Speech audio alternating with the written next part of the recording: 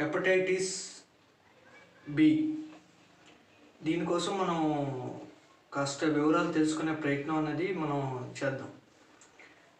Already మనం hepatitis A and hepatitis C కోసం మనం గతంలో వీడియోలు పెట్టడం జరిగింది. మీరు కావాలంటే వాటిని ఒకసారి రివైజ్ చేసుకొని చూసుకోవచ్చు. ఇప్పుడు హెపటైటిస్ బి, ఇది లివర్కి వచ్చేటువంటి సమస్య అన్న విషయం మనకు తెలుసు. హెపటైటిస్ అన్నది, ఈ హెపటైటిస్ బిలో ముఖ్యంగా మనం ఆలోచించాల్సిన విషయం ఏంటంటే యాకృత్ రోగాలు. అంటే ఆయుర్వేద శాస్త్రంలో యాకృత్ అంటే లివర్, కాలేయం. ఈ యాకృత్ రోగాలు శీర్షికలో ఈ హెపటైటిస్ బిని మనం అత్యంత ముఖ్యమైనటువంటి ప్రమాదకరమైనటువంటి వ్యాధిగా మనం చెప్పుకోవచ్చు. దీని ఇంటరాక్షన్ కనుక మనం చూసుకున్నట్లయితే ప్రాణాంతకమైనటువంటి ప్రమాదకరమైనటువంటి వైరస్ వల్ల ఇది స్ప్రెడ్ అవుతుంది. ఇది కొందరిలో ఏంటంటే వచ్చి కొంతకాలం ఉండి తగ్గుతుంది. దీన్ని స్వల్పకాలిక హెపటైటిస్ బి అని మనం చెప్తాం. అంటే ఎక్యూట్ హెపటైటిస్ బి అని. కొంతమందిలో ఏంటంటే లక్షణాలు ఉన్నా లేకపోయినా, అంటే లక్షణాలు కనిపించినా కనిపించకపోయినా దీర్ఘకాలం పాటు కొనసాగి లివర్ని చాలా వరకు డ్యామేజ్ చేస్తుంది. దీన్ని దీర్ఘకాలిక హెపటైటిస్ బి కింద మనం చెప్పుకుంటాం. అంటే దీన్నే క్రానిక్ హెపటైటిస్ బి కింద మనం మాట్లాడుకోవచ్చు.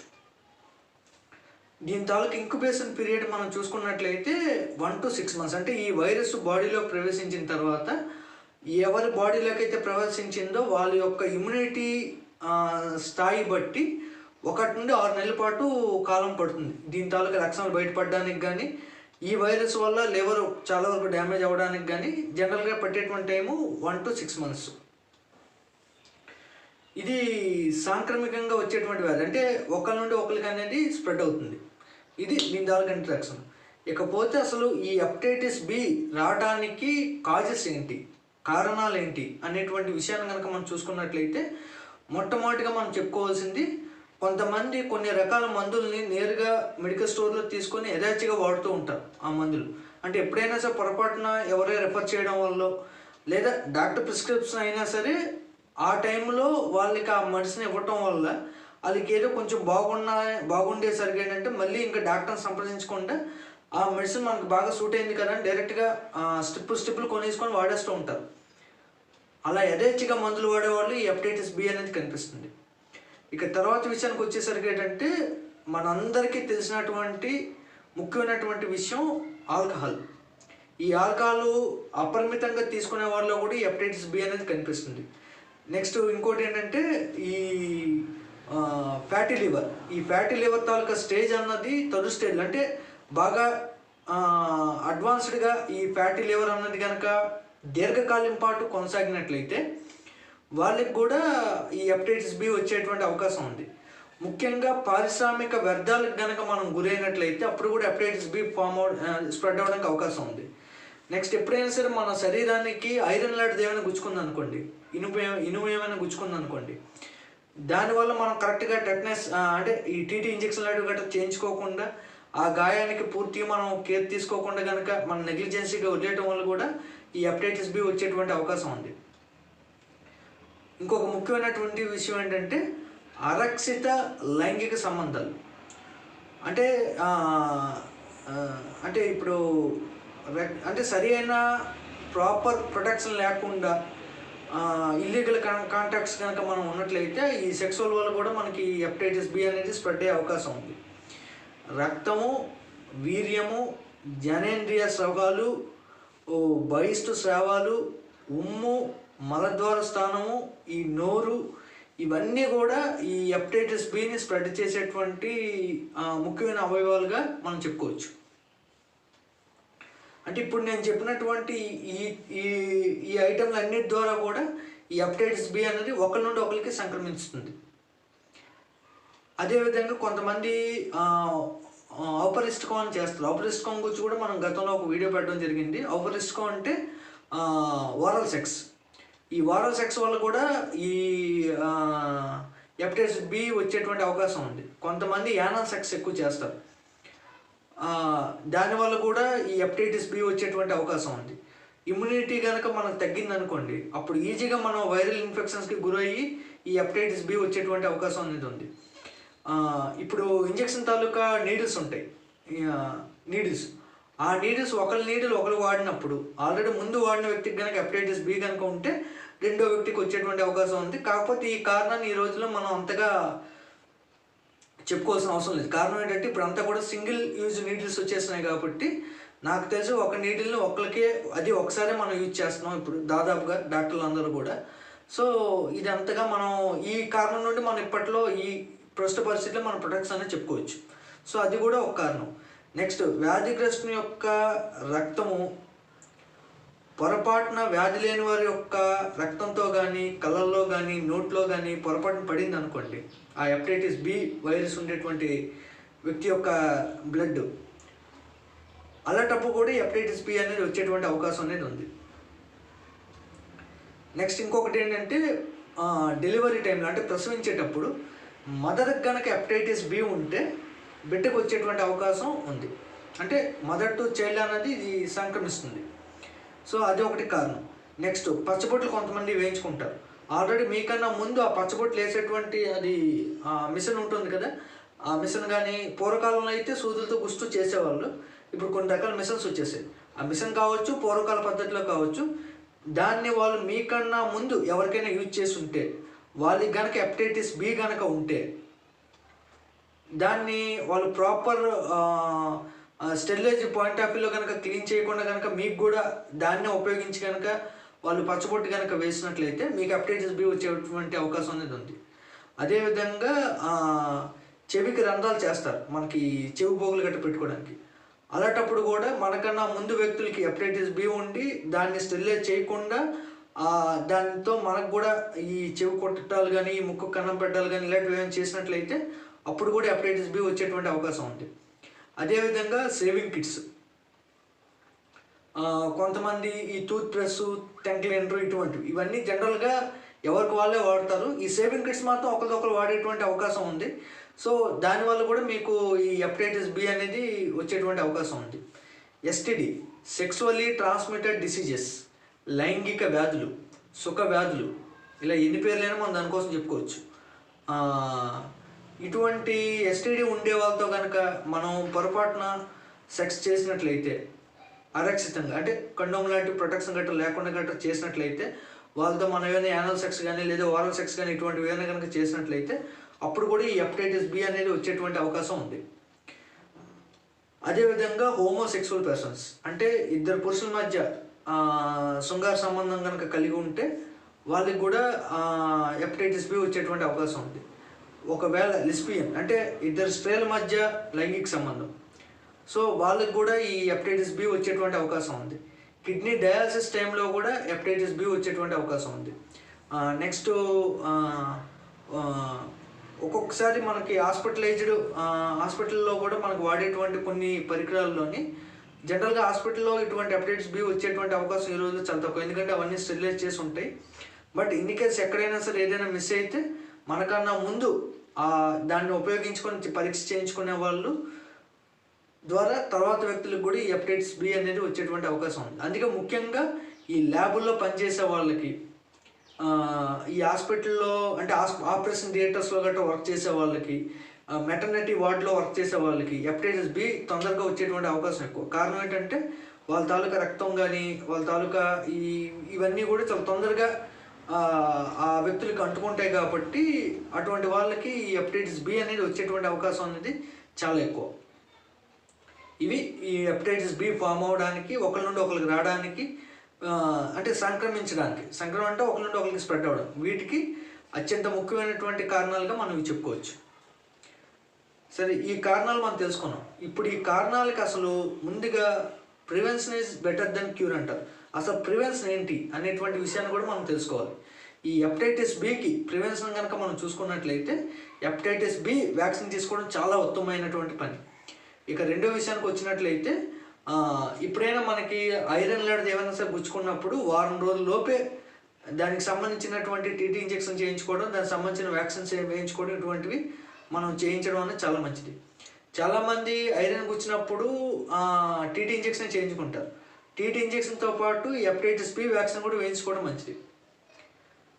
అదొక కారణం, అదొక ప్రివెన్షన్. ఇక తర్వాత విషయానికి వచ్చేసరికి లైంగిక సంబంధాల్లో ఇప్పుడు కూడా రిస్క్ చేయకూడదు. చాలామందికి నా రెగ్యులర్ క్లినికల్ ప్రాక్టీస్లో కూడా నేను చాలామందితో మాట్లాడేటప్పుడు కండోమ్ వాడమని చెప్తాను. కానీ చాలామంది ఏంటంటే కండోమ్ వాడడానికి ఇష్టపడరు, ఎందుకంటే వాళ్ళకి ఎంజాయ్ లేదని ఇలాంటివి కొన్ని కారణాలు చెప్తూ ఉంటారు. బట్ ఎంజాయ్ కన్నా కూడా మనకి వాస్తవానికి ఎంజాయ్ అన్నది మన మెంటల్ ఫీలే. సో కండోమ్ పెట్టుకొని కూడా మనం ఎంజాయ్ ఫీల్ అవ్వచ్చు. సో ఇక్కడ చాలామంది వీటిని అవాయిడ్ చేయడం వల్ల కొన్ని రకాల వ్యాధులు అనేవి ఇంకా ఈ రోజుల్లో ఇంత విజ్ఞాన శాస్త్రం డెవలప్ అయ్యాక కూడా మనం ఇంకొన్ని ఈ దురదృష్టకరమైనటువంటి పాతకాలంలో ఉండేటువంటి రోగాలు ఇంకా మనం పదే వినడానికి కారణం ఏంటంటే ప్రాపర్ ప్రొటెక్షన్ లేకపోవడం వల్ల. సో ఎప్పుడు కూడా వేరే వాళ్ళతో మనం సెక్స్ చేయాల్సి వస్తే మాత్రం కండోమ్ లేనిది ఎటువంటి వయసులో కలవకూడదు. చాలామంది కండోమ్ లేదని చెప్పేసి వారల్ సెక్స్ చేస్తూ ఉంటారు. సో వారల్ సెక్స్ కూడా చాలా ప్రమాదం. సో ఇటువంటి హెపటైటిస్ బి కూడా రావడానికి వారల్ సెక్స్ అన్నిటికన్నా ముఖ్యమైనటువంటి కారణంగా అధ్యయనాలు పేర్కొన్నాయి.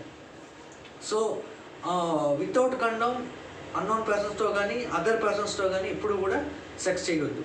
ఇక తర్వాత విషయానికి వచ్చేసరికి ఏంటంటే ఈ వారల్ సెక్స్ కూడా మనం అవాయిడ్ చేయాలి. నెక్స్ట్ నీడిల్స్ అనేవి సింగిల్ టైమే యూజ్ చేయాలి. నీడిల్స్ ఇప్పుడు ఎలాగా సింగిల్ టైమే యూజ్ చేస్తున్నారండి. ఇప్పుడు దాదాపుగా సెలూన్లో కూడా ఎవరికి వాళ్ళే వేరు బ్లేడ్లు మారుస్తున్నారు. ఇదివరకు మార్చేవారు కాదు. సో ఆ బ్లేడ్ల వల్ల కూడా హెపటైటిస్ బి అనేది ఒకరి నుండి ఒకరికి సంక్రమించేది. బట్ ఈ రోజుల్లో ఆ పరిస్థితి లేదు, చాలా వరకు వాళ్ళు మార్పు తీసుకొచ్చారు.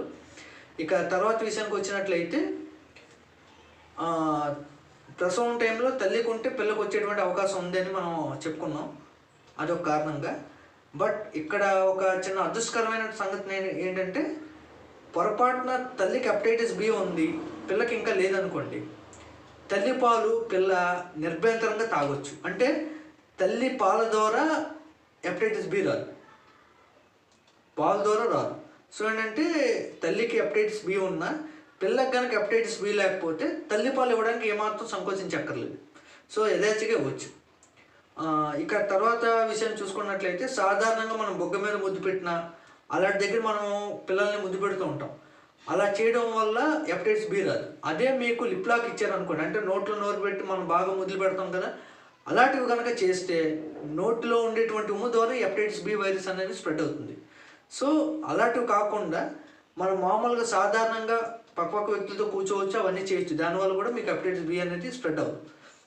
ఇక తర్వాత విషయానికి వచ్చినట్లయితే ఏంటంటే ఇదివరకు పూర్వకాలంలో ఏంటంటే ఈ ఒకరి నుండి ఇంకోళ్ళకి బ్లడ్ ఎక్కించేటప్పుడు, అంటే బ్లడ్ డొనేట్ చేస్తాం కదా ఇంకోళ్ళకి అవసరమైనప్పుడు ఎక్కించేటప్పుడు, ఈ బ్లడ్కి సంబంధించినటువంటి స్క్రీనింగ్ టెస్టులు ఇదివరకు పాత రోజుల్లో పూర్తిగా చేసేవారు కాదు, అంత టెక్నాలజీ లేక. ఇప్పుడు స్క్రీనింగ్ టెస్టులు అన్నీ పక్కాగా జరుగుతున్నాయి కాబట్టి ప్రాబ్లం లేదు. సో హెపటైటిస్ బి అన్నది ఈ రోజుల్లో అంటే రక్తం ఎక్కించుకోవడం వల్ల హెపటైటిస్ బి వచ్చేటువంటి అవకాశం అనేది ఈ రోజుల్లో లేదు, ఎందుకంటే స్క్రీనింగ్ టెస్ట్లో తెలిపోతుంది. ఒకవేళ హెపటైటిస్ బి ఉంది అంటే ఆ బ్లడ్ ఎవరికి ఎక్కించరు. సో ఇది దీనికి సంబంధించినటువంటి ప్రివెన్షన్స్. ఇకపోతే మనం సిమ్టమ్స్ ఏంటి, హెపటైటిస్ బి అన్నది కారణాలు తెలుసుకున్నాం మనం. అసలు మనకి హెపటైటిస్ బి ఉంది అనడానికి అసలు నిరూపణ ఏంటి, లక్షణాలు ఏ విధంగా ఉంటాయి మన శరీరంలో అనేటువంటి విషయాన్ని కూడా మనం తెలుసుకోవాలి. ఇక్కడ మనం చూసుకున్నట్లయితే ఈ హెపటైటిస్ బి వచ్చిన వాళ్ళలోని సుమారు 40% మందికి ఎటువంటి లక్షణం కూడా కనబడదు. అంటే వాళ్ళు పూర్తిగా ఆరోగ్యంగా ఉన్నట్టు ఉంటారు, కానీ వీళ్ళు ఒకరి నుండి ఇంకొకరికి అందించేస్తుంటారు, ఎందుకంటే వాళ్ళకి తెలియదు కాబట్టి. సో ఈ 40% ఆఫ్ పేషెంట్స్కి ఎప్పుడు కూడా ఏ లక్షణం కనిపించదు. ఇకపోతే ఈ హెపటైటిస్ బి అనేది మనం లివర్కి సంబంధించిన వ్యాధి కాబట్టి మనందరికీ తెలిసి లివర్కి సంబంధించిన ప్రముఖమైనటువంటి ఆరోగ్య సమస్య జాండీస్, పచ్చకామెర్లు అంటాం కదా. సో జాండీస్ సంబంధించిన అన్ని లక్షణాలు కూడా దీంట్లో కనిపిస్తాయి. అంటే ఈ గోర్లు పసుపు అవటం, కంటి యొక్క తెలుపు గుడ్డు పసుపుగా మారటం, next white stools, vomitings, loss of appetite అంటే ఆకలి లేకపోవడం, అజీర్ణం ఉండటం, ఇటువంటి సమస్యలన్నీ కూడా జాండీస్లో ఉంటాయి. అవన్నీ కూడా హెపటైటిస్ బిలో ఉంటాయి.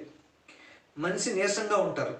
నెక్స్ట్ జ్వరము, తలనొప్పి, ఆకలిలేమి వీళ్ళకి ఉంటూ ఉంటుంది. నెక్స్ట్ ఈ హెపటైటిస్ బిని కనుక్కునేటువంటి ఒక చిన్న సులభతరమైనటువంటి లక్షణం మనం చూసుకున్నట్లయితే, ఆహారాన్ని చూస్తే వాళ్ళకి కడుపులో వికారం మొదలవుతుంది. అంటే నాసియా ఫీలింగ్ వస్తుంది, కడుపులో తిప్పినట్టు ఉంటుంది. ఆహారం చూడగానే వాళ్ళకి ఆ ఫీలింగ్ వచ్చింది అంటే మోస్ట్లీ వీళ్ళకి హెపటైటిస్ బికి సంబంధించినటువంటి జోన్లో ఉండొచ్చు అని మనం అనుమానించవచ్చు. ఇది ఒక జెన్యూన్ సస్పెక్టింగ్ సిమ్టమ్గా మనం చెప్పుకోవచ్చు. ఆహారం చూడగానే వాళ్ళకి నాసియా ఫీలింగ్ స్టార్ట్ అవుద్ది. ఇకపోతే ఈ కాలియా ప్రాంతం అంటే కుడివైపు డొక్క లోపల ఈ కింద అడుగు భాగంలోని ఈ ప్రాంతంలోని వీళ్ళకి నొప్పిగా ఉండటం, తరచూ విరేచనాలు అవ్వటం, ఎట్ ద సేమ్ టైం మలబద్ధకం ఉండటం. నెక్స్ట్ కండరాలు అంటే మజిల్ క్రాంపింగ్ అంటాం, అంటే కండరాలు పీకినట్టు ఉండటం. Next joint pains.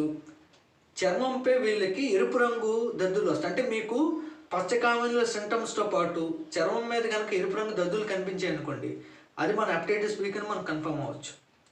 నెక్స్ట్ లివర్కి వచ్చే క్యాన్సర్ కానీ, లివర్ సిరోసిస్ కానీ, వీటికి హెపటైటిస్ బి అనేది పూర్వరూపంగా ఉండొచ్చు. అంటే హెపటైటిస్ బి అనేది ముందుగా కనిపించి ఆ తర్వాత ఈ లివర్ క్యాన్సర్ కానీ, లివర్ సిరోసిస్ కానీ మార్చవచ్చు. నెక్స్ట్ వీళ్ళకి నిర్ణయ సామర్థ్యం అనేది తక్కువ ఉంటుంది. అంటే ఏదైనా డెసిషన్ మేకింగ్ అన్నది తొందరగా తీసుకోలేరు. అంటే ఆ వైపుగా కాన్సన్ట్రేట్గా ఆలోచించలేరు, ఆ వైపుగా ఫోకస్ చేయలేరు ఏ విషయం మీద కూడా. సో నిర్ణయ సామర్థ్యం అనేది వీళ్ళకి తగ్గి ఉంటుంది. విపరీతమైనటువంటి చిరాకు అనేది ఉంటుంది, మగత ఉంటుంది. నెక్స్ట్ ముఖము, కడుపు, కాళ్ళు, చేతులు, ముఖ్యంగా పాదాలు వాపు అనేది కనిపిస్తుంది. ఈ అన్ని ఏరియాల్లో కూడా వాపు అనేది ఉంటుంది. నెక్స్ట్ ముక్కు నుండి, నోటి నుండి, మలద్వారం నుండి, చర్మం తాలూకా స్వేదరంధ్రాల నుండి ఒక్కొక్కసారి రక్తస్రావం అయ్యేటువంటి అవకాశం అనేది ఉంది. నెక్స్ట్ పెదాలు, కంఠము, కళ్ళు, అదేవిధంగా కొన్ని ఏరియాలో ఉండేటువంటి నెర్వస్, ఇవన్నీ కూడా వాపు అనేది వస్తుంది. అంటే పెదాలు వాచినట్టు ఉండటం, ఈ కంఠం వాచినట్టు, అంటే గైటర్ అని మనం అనుకుంటాం కానీ గైటర్ కాదు, ఇక్కడ కంఠం వాచినట్టు ఉండటం, కళ్ళు ఉబ్బినట్టు ఉండటం, కొన్ని ఏరియాల్లో అంటే బయటకు కనిపించే నరాలు కనిపించే ఏరియాలో నరాలు వాచినట్టు ఉండటం, ఇవన్నీ కూడా మనకి ఈ హెపటైటిస్ బిలో ప్రముఖమైనటువంటి లక్షణాలుగా మనం చెప్పుకోవచ్చు. ఇక తర్వాత విషయానికి వచ్చినట్లయితే అసలు ఈ హెపటైటిస్ బి అనే దానికి సంబంధించినటువంటి రిస్కులు ఎలా ఉంటాయి, రిస్కుల సంగతి కూడా మనం ఒకసారి చూసుకున్నట్లయితే, ఇప్పుడు మనం చెప్పుకున్న లక్షణాలు అన్నీ కూడా అందరికీ ఒకలా ఉండవు. అందరికీ కూడా ఈ లక్షణాలు ఒకలా ఉండవు. ఇక్కడ మీకు ఈ క్రానిక్ హెపటైటిస్ బిలోని ఒక్కొక్కసారి లక్షణాలు లేకపోయినా వీళ్ళ ద్వారా అనేక మందికి స్ప్రెడ్ అవుతుంది. కొందరిలో ఎక్యూట్ హెపటైటిస్ బిలోని లక్షణాలు వీళ్ళకి ఎక్కువగా బయటకు కనిపిస్తున్నా, అంటే స్వల్పకాలికంగా హెపటైటిస్ బిలో లక్షణాలు తొందరగా బయటపడిపోతాయి. సో వీళ్ళకి లక్షణాలు కనిపిస్తున్నా సరే వీళ్ళు కూడా ఈ వ్యాధిని వాహకాలుగా పనిచేస్తారు. అంటే ఈ వ్యాధిని ఒకరి నుండి ఒకరికి స్ప్రెడ్ అయ్యే విధంగా వీళ్ళ బాడీ కూడా వర్క్ అవుతుంది. సో ఈ హెపటైటిస్ బి అన్నది క్రానిక్ అయినా ఎక్యూట్ అయినా సరే ఒకరి నుండి ఒకరికి సాంక్రమికంగా వస్తుందన్న విషయాన్ని మనం మర్చిపోకూడదు. నెక్స్ట్ ఎవరికైతే ఈ క్రానిక్ హెపటైటిస్ బి ఉంటుందో, అంటే దీర్ఘకాలికంగా హెపటైటిస్ బి అని ఎవరు సఫర్ అవుతారో వాళ్ళలో 15% ఆఫ్ పీపుల్ లివర్ సిరోసిస్కి దారి తీయచ్చు. లివర్ సిరోసిస్ వచ్చిన వాళ్ళలో 3 to 4% of patients liver cancer వచ్చేటువంటి అవకాశం అనేది ఉంది. ఇది దీంతో ఉండేటువంటి ఒక ప్రముఖమైనటువంటి రిస్క్. 40 సంవత్సరాలు దాటిన వాళ్ళలోని హెచ్బిఈ ఎంజైమ్ రక్తంలో ఉన్నవాళ్ళు, హెపటైటిస్ సి, హెపటైటిస్ బి వైరస్లు ఉన్న వాళ్ళకి లివర్ సిరోసిస్ వచ్చేటువంటి అవకాశం ఉంది. ఇది నెక్స్ట్ ఈ హెపటైటిస్ బి వల్ల లివర్ ఫెయిల్యూర్ అవ్వచ్చు, ఒక్కొక్కసారి న్యూరో సిస్టమ్ కూడా ఫెయిల్యూర్ అవ్వచ్చు. నెక్స్ట్ ఈ hepatitis B, hepatitis C, HIV వీటన్నిటికి కూడా సాంక్రమికంగా అంటే ఈ ఒకరి నుండి ఒకరికి రావడానికి ఉండేటువంటి కారణాలు అన్నవి దాదాపు ఒకేలా ఉంటాయి. సో ఎప్పుడైనా హెపటైటిస్ బి ఉన్నప్పుడు హెపటైటిస్ సిని హెచ్ఐవిని కూడా ఒకసారి మనం పరీక్షించుకొని కన్ఫర్మ్ చేసుకోవడం మంచిది. అవి కూడా మనం ఒకవేళ పొరపాటున అవి కూడా ఎఫెక్ట్ అయ్యాము అని ఒకసారి కన్ఫర్మ్ చేసుకోవడం అనేది చాలా చాలా ముఖ్యం. ఇది ఈ హెపటైటిస్ బికి సంబంధించినటువంటి రిస్కులు. ఇకపోతే ఓకే, హెపటైటిస్ సంబంధించిన కంప్లైంట్ ఉందని తెలిసింది, అసలు హెపటైటిస్ బియా కాదా, లేదా హెపటైటిస్ బి కన్నా అడ్వాన్స్గా ఏమైనా సమస్యలు వచ్చాయా ఏంటి అన్నది మన పూర్తి వివరణాత్మకంగా తెలుసుకోవాల్సినటువంటి అవసరం అనేది మనకు ఉంది. దానికి కొన్ని పరీక్షలు అనేవి అవసరం అవుతాయి, టెస్టులు అవసరం అవుతాయి. అసలు ఏ టెస్టులు చేయించాలి ఏంటి అనేటువంటి విషయాన్ని మనం చూసుకున్నట్లయితే యాంటీ హెచ్బివి టెస్ట్ చేయించాలి, anti HBV test. Next hepatitis antigen test, అదేవిధంగా liver function test. Next ultrasound abdominal scan కూడా చేయించాల్సి ఉంటుంది. దీంతోపాటు ఏఎల్పి అంటే ఆల్కలైన్ ఫాస్ఫటైజ్, నెక్స్ట్ ఏఎల్టి అంటే అలనైన్ ఎమినో ట్రాన్స్ఫరేస్, ఏఎస్టి అంటే యాస్పరేట్ ఎమినో ట్రాన్స్ఫరేస్, నెక్స్ట్ ఎల్డిహెచ్ లాక్టిక్ డిహైడ్రోజినేసిస్. ఈ 4 టెస్టులు కూడా కంపల్సరీ చేయించాలి. అంటే ఈ 4 కూడా రక్తంలో ఉండేటువంటి ఎంజైమ్స్. ఇవి కనుక అంటే ఏఎల్పి, ఏఎల్టి, ఏఎస్టి, ఎల్డిహెచ్ ఈ 4 కనుక ఉండాల్సిన దానికన్నా ఎక్కువ అయితే లివర్ మీద విపరీతమైనటువంటి ఒత్తిడి పడుతుందని అర్థం. సో ఇవి చేయించాలి. నెక్స్ట్ అవసరమైతే సిటీ ఎంఆర్ఐ స్కాన్ కూడా చేయించాలి. ఒక్కొక్కసారి లివర్ బయాప్సీ కూడా చేయించాల్సి ఉంటుంది. దానివల్ల ఒకవేళ లివర్ క్యాన్సర్ ఏమైనా ఎఫెక్ట్ అయిందేమో అని తెలుస్తుంది. ముఖ్యంగా ఆల్ఫా ఫీటోప్రోటీన్ టెస్ట్ అనేది ఒకటి ఉంటుంది. ఈ ఆల్ఫా ఫీటోప్రోటీన్ టెస్ట్ కనుక ఒకవేళ మనం చేయించేటప్పుడు ఉండాల్సిన దానికన్నా పెరిగింది అనుకోండి, అప్పుడు 100% లివర్ క్యాన్సర్ వచ్చినట్టుగా మనం కన్ఫర్మ్ అవ్వచ్చు. ఇది వీటికి సంబంధించినటువంటి టెస్టులు. ఇకపోతే హెపటైటిస్ బి వచ్చిన వాళ్ళకి హ్యాబిచువల్ లైఫ్ డైట్ ఏ విధంగా ఉండాలంటే ఆహార విహార విధానాలు ఏ విధంగా ఉండాలని చూసుకున్నట్లయితే సాధారణంగా లివర్లో మనం తీసుకోవాల్సిన అన్ని కేరింగ్లు కూడా ఈ హెపటైటిస్ బిలో తీసుకోవాలి. మనిషికి విశ్రాంతి ఇవ్వాలి, కొద్ది మొత్తాల్లో కొద్దిగా ఆహారం ఎక్కువ సార్లు ఇవ్వాలి. ఎందుకంటే ఒకేసారి వాళ్ళు తినలేదు, ఎందుకంటే యావగింపు అనేది వస్తుంది, ఆకలి అనేది వాళ్ళకు ఉండదు కాబట్టి. సో కొద్ది మొత్తాల్లో వాళ్ళ ఆహారం అనేది వాళ్ళు తీసుకోవాల్సి ఉంటుంది. ఎన్వి ఫుడ్ని కొద్ది రోజులు ఆపడం మంచిది, నాన్ వెజిటేరియన్ ఫుడ్. ద్రవ ఆహారాలు ఎక్కువగా తీసుకుంటే నీరసం అనేది ఎక్కువ ఉంటుంది కాబట్టి లిక్విడ్ డైట్ అనేది ఎక్కువగా తీసుకోవాల్సి ఉంటుంది. నెక్స్ట్ ఆల్కహాల్, స్మోకింగ్ ఈ 2 ఆపాలి. ఒక విధంగా హెపటైటిస్ బి అనేది రావటం అనేది మీరు ఆల్కహాల్కి కానీ స్మోకింగ్ కానీ పర్మనెంట్గా స్టాప్ పెట్టడానికి మీకు ఒక గోల్డెన్ ఆపర్చునిటీగా మీరు భావించుకొని వాటిని పూర్తిగా లైఫ్లో మళ్ళీ వాటి వైపు చూడకూడదు. పొరపాటున మీరు ధూమపానం కానీ ఈ మద్యపానం కనుక మీరు చేసినట్లయితే హెపటైటిస్ బి ఉన్న వాళ్ళు లివర్ది చాలా మేజర్ కాంప్లికేషన్స్ అనేవి అయిపోతుంది. సో ఒక్కొక్కసారి మనిషిని కాపాడేటువంటి అవకాశం కూడా ఒక్కోసారి ఉండదు. సో ఎటువంటి పరిస్థితుల్లో వీటి జోలికి వెళ్ళకూడదు. అదేవిధంగా ఈ చర్మంపై ఎరుపు రంగు దద్దులు గట్రా వస్తాయి కాబట్టి స్నానానికి సబ్బు బదులుగా సున్నిపిండి వాడుకోవడం మంచిది. సో ఈ హెపటైటిస్ బి ఉన్నప్పుడు మాత్రం దాదాపుగా శృంగారానికి కొద్ది రోజులు పులి స్టాప్ పెట్టడం మంచిది. అంటే ఈ శృంగారంలో పార్టిసిపేట్ చేయకుండా ఉండటం మంచిది. ఇంకా తప్పదు మేము ఉండలేకపోతున్నాం అని అనుకునే వాళ్ళు మీ తాలూకా బలాబలాన్ని చూసుకొని నీరసం లేని సమయంలోని విత్ కండోమ్ వాడాలి. ఒక విషయం గుర్తుపెట్టుకోండి, మీకు సెక్స్ కావాలి అని అనుకోని మీరు హెపటైటిస్ బి జోన్లో ఉండి వితౌట్ కండోమ్ కనుక మీరు చేసిన సెక్స్, వారల్ సెక్స్, యానల్ సెక్స్ లాంటివి చేసిన మీరు అనవసరంగా అకారణంగా మీ యొక్క సమస్యని ఇంకోళ్ళకి కూడా అంటించిన వాళ్ళు అవుతారు. సో అటువంటి దుష్ట ప్రయత్నాలు ఎప్పుడు కూడా చేయొద్దు. సో ఇది ఆహార వ్యవహారాలకు సంబంధించినటువంటి ఒక వ్యవహారం. ఇకపోతే ఓకే, మనకి టెస్టుల్లోని కన్ఫర్మ్ అయిపోయింది హెపటైటిస్ బి అని. సో మనం లక్షణాలు కూడా చాలా వరకు కనిపించకపోవచ్చు, మొత్తానికి హెపటైటిస్ బి అనేది కన్ఫర్మ్ అయింది. ఇప్పుడు మనకి చికిత్స ఏంటి, ట్రీట్మెంట్ ఏంటి అనేటువంటి విషయాన్ని కనుక మనం చూసుకున్నట్లయితే ఇక్కడ ముఖ్యంగా మనం స్ట్రైట్గా ఆలోచించేటువంటి విషయం ఏంటంటే భారతీయ సనాతన వైద్యంలోని ఈ కాలేయానికి సంబంధించినటువంటి అద్భుతమైనటువంటి చికిత్సా ప్రక్రియలు ఉన్నాయి, ఆయుర్వేదంలో కానీ సిద్ధ వైద్యంలో కానీ. సో ఒక్కొక్కసారి మూలికా చికిత్సలు మనం ఉపయోగించవచ్చు. అదేవిధంగా లాక్షణిక చికిత్స అంటే సిమ్టమ్ బేసిక్ ట్రీట్మెంట్. ఏమైనా సిమ్టమ్ మేజర్గా కనిపిస్తే ఆ సిమ్టమ్కి తగ్గట్టుగా మనం చికిత్స కూడా మనం అందించాల్సి ఉంటుంది. ఇమ్యునో బూస్టర్ ట్రీట్మెంట్ కూడా ఇవ్వాలి. అంటే రోగ నిరోధక శక్తిని పెంచేటువంటి చికిత్స కూడా ఔషధాలు కూడా మనం ఇవ్వాల్సి ఉంటుంది. వీటితో పాటు యాక్టివ్ చికిత్సలు అంటే లివర్కి సంబంధించినటువంటి చికిత్సలు ఏవైతే ఉన్నాయో వాటన్నిటిని కూడా మనం చేసినట్లయితే అద్భుతంగా పేషెంట్ చాలా స్వస్థచిత్తుడిగా అంటే ఆరోగ్యవంతుడిగా మారేటువంటి అవకాశం అనేది ఉంది. ఒక్కొక్కసారి తప్పనిసరి పరిస్థితుల్లోని అంటే ఇప్పుడు చెప్పినటువంటి మూలిక చికిత్సలు ఔషధ చికిత్స ఇవేవి పెద్దగా వర్క్ అవ్వట్లేదు అన్న డౌట్ మనకు ఉన్నప్పుడు పంచకర్మలు చేయాల్సి ఉంటుంది. పంచకర్మలోని మీకు అవసరాన్ని బట్టి దేహతత్వాన్ని బట్టి గట్రా తగిన చికిత్సా ప్రక్రియని ఎన్నుకొని ఆ ప్రక్రియను కనుక మనం అప్లై చేసినట్లయితే మోస్ట్లీ లివర్కి సంబంధించిన డిసీజులు ఎక్కువ కూడా విరేచనకరణం చేస్తూ ఉంటారు. అవి మనం చేయించుకొని ఔషధాలు కనుక వాడినట్లయితే ఈ లివర్ సమస్య నుండి మనం పూర్తిగా బయటకు వస్తాం. కానీ ఒకసారి లివర్ సమస్య వచ్చిన వాళ్ళు మాత్రం లైఫ్లో ఎప్పుడూ కూడా ఆల్కహాల్ జోలికి వెళ్ళకూడదు.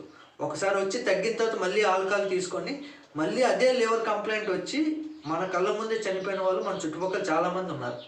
సో ఈ విషయాలన్నింటినీ కూడా మీరు కాస్త దృష్టిలో పెట్టుకొని ఈ హెపటైటిస్ బి ఉన్న వాళ్ళు కనుక ఉంటే మీరు ఏమాత్రం భయపడకుండా ధైర్యంగా చక్కని అలవాట్లు అలవర్చుకొని మీ దగ్గరలో ఉన్నటువంటి ఆయుర్వేద సిద్ధ వైద్యులను సంప్రదించినట్లయితే వాళ్ళ ఆధ్వర్యంలో మీకు చికిత్స చేయించుకొని మీరు పరిపూర్ణ ఆరోగ్యవంతులుగా మారడానికి అవకాశం ఉంటుంది. Okay, thank you. నమస్కారం.